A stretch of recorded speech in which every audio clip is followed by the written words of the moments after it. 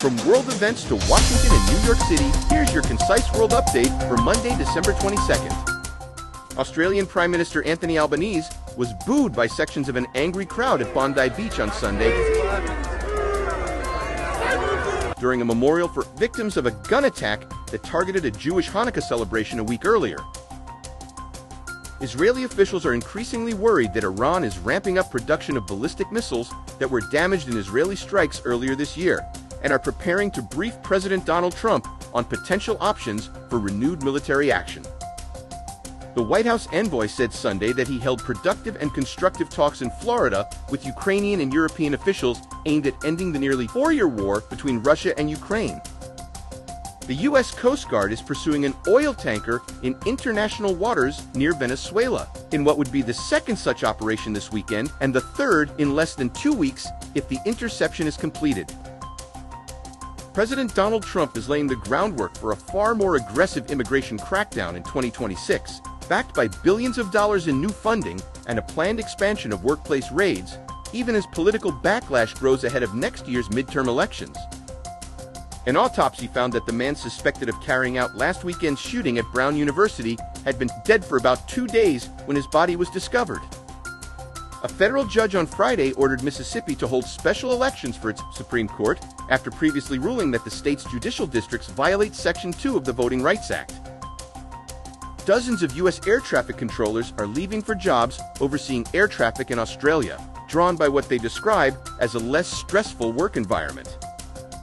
Against that backdrop, persuading voters that the economy is improving, as President Donald Trump sought to do this past week, sets up a clear challenge heading into 2026. Before Charlie Kirk was fatally shot, he had been preparing for J.D. Vance to become the next president of the United States. Now, his widow, Erica Kirk, says she is determined to see that vision realized.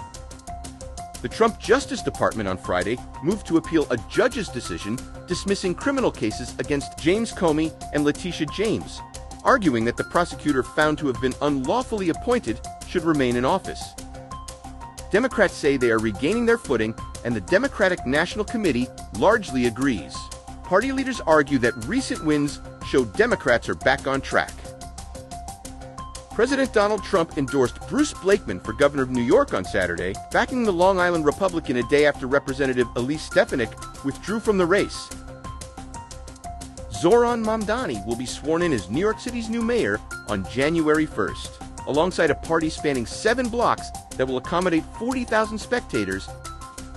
A new threat assessment for New Year's Eve in Times Square warns that the most likely risks come from lone actors and small groups, as New York City is described as an aspirational target, with the Times Square celebration seen as especially attractive because of its massive crowds and global visibility.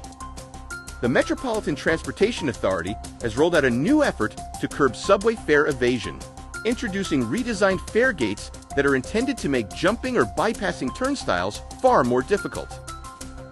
A bill introduced in the Washington State Legislature would formally recognize major Jewish holidays for the first time, updating a decades-old state law that governs legal holidays and other legislatively recognized days.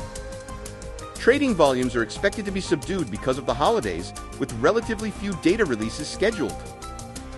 U.S. existing home sales edged higher in November as mortgage rates eased, but economic uncertainty continued to keep many potential buyers on the sidelines.